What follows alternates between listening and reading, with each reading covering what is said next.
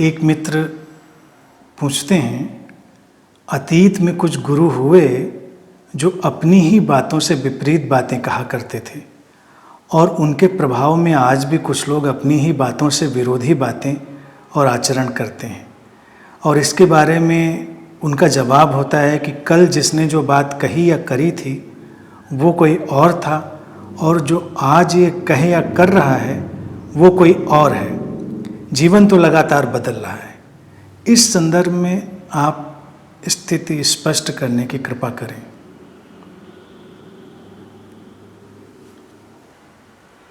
देखिए, ये विरोधाभासी जो बातें हैं ये बहुत चलती रहीं और इसके बारे में जो लोग कहते रहे उनका एक उदाहरण रहता था कि जीवन नदी की धारा की तरह बह रहा है और जो पानी इस समय तुम्हारे सामने है ये वो पानी नहीं है जो कल था या अभी पिछले क्षण में था। पुराना पानी बहकर आगे जा चुका है, ये नया पानी आ चुका है, जीवन बदल रहा है। और फिर इस दर्शन का या इस उदाहरण का उपयोग वो करते थे अपने तमाम विरोधाभासी कृत्यों बातों को एक साथ मिलाने के लिए।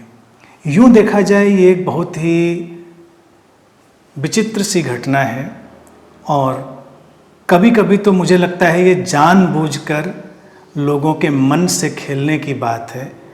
ये दर्शन और तर्क की आड़ में अपनी ही तमाम बातों को ढकने की कोशिश है, क्योंकि नदी का प्रवाह बेशक हमेशा नया है लेकिन उसमें कंटिन्यूटी है, एक निरंतरता है। जो पानी है वो ऐसा नहीं अपना गुणधर्म भूल चुका है या पानी का स्वभाव बदल चुका है। ये बात बिल्कुल ठीक है। इस क्षण जो हमारे सामने नदी का पानी होता है वो हमेशा नया होता है और जिस पानी को हमने क्षण भर पहले देखा होता है वो आगे जा चुका होता है, लेकिन उसकी क्वालिटी वो कभी नहीं बदलती। इसी तरह से जब व्यक्ति अपने कार्यों, अपने वक्तव्यों, इन सब में इस विरोधाभास को इस दर्शन से ढकने की कोशिश करता है तो वो ये बात नहीं बताना चाहता कि जो हमारा ब्रेन है, यानी कि जो हमारा चीज़ों को समझने और चीज़ों को फंक्शन करने का फाउंडेशन है वो पानी जैसा तो नहीं है। अब ऐसा तो नहीं है कि तुम्हारा ब्रेन बह जाता है, तुमको चीज़ें पता ही नहीं रहती, तुम इतने अलग अलग टुकड़ों में टूट जाते हो, फिर तो ये बाइपोलर या स्किज़ोफ्रेनिक जैसी चीज़ हो जाएगी, व्यक्ति अलग अलग टुकड़ों में जीने लगेगा। ये तो एक फिर मेंटल डिसऑर्डर की स्थिति हो जाएगी।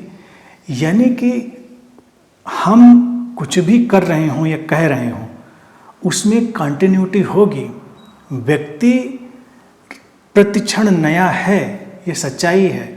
सब कुछ बदल रहा है, व्यक्ति की कोशिकाएं नई पैदा हो रही हैं, उसके अंदर विचारों के प्रवाह हमेशा नए से नए बन रहे हैं, लेकिन फिर भी व्यक्ति के अंदर एक कंटिन्यूटी है, एक निरंतरता है जिसमें वो टुकड़े टुकड़े में बटा हुआ नहीं है।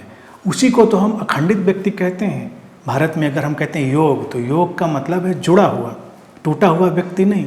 अब ऐसा तो नहीं है कि कल तुम कुछ ऐसा काम कर रहे थे या कोई बात कह रहे थे तो वो तुम इतने अलग थे कि जो आज कह रहे हो या कर रहे हो उसका कोई रिश्ता ही नहीं आपस में जुड़ता। वो जुड़ता है।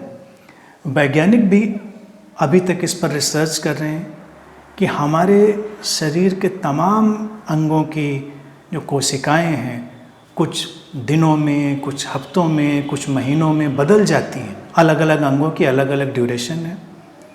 कहते हैं कुछ महीने में तो तमाम अंग पूरे तरह से नए हो जाते हैं अपने सेलुलर लेवल पर, कोशिका के तल पर, लेकिन फिर भी जो उस अंग की फंक्शनिंग है वो नहीं बदलती, उसकी मेमोरी नहीं बदलती। यानी कि अगर उसमें कोई डिजीज़ का पैटर्न है तो वो नहीं बदलता, कोई हेल्थ का पैटर्न है वो नहीं बदलता। तो क्या होता है, कोशिकाओं के नए आ जाने पर भी किसी तल पर उस मेमोरी का हस्तांतरण होता है, उसका ट्रांसफ़र होता है। ये कंटिन्यूटी है। तो अगर कोई ये कहे कि जो मैं कल था वो मैं आज नहीं हूँ, जो मैं कल कहता था उसका आज के कहने करने से कोई रिश्ता नहीं, तो ये मूर्खता भी है और कई बार चालाकी भी है, कई बार ठगी भी है कि आप ऐसा कह के एक तर्क के जाल में लोगों को उलझा सकते हैं और अपनी ही तमाम मूर्खताओं को ढक सकते हैं। इसकी बिल्कुल भी प्रासंगिकता नहीं है, आवश्यकता नहीं है। नित्य नए होने का इतना ही अर्थ है कि व्यक्ति की जो चेतनता है वो नई है, वो पुराने से जुड़कर नहीं चलता है, यानी कि वो पुरानी धारणाओं से बंधकर ग्रस्त होकर कार्य नहीं करता, वो नए क्षण में नए ढंग से रिस्पॉन्स करता है। लेकिन जो उसका ज्ञान, जो उसकी स्मृति, जो उसका अनुभव है वो उसमें शामिल है, उसमें एक निरंतरता है। वो टुकड़ों में बटा हुआ व्यक्ति बिल्कुल भी नहीं होता।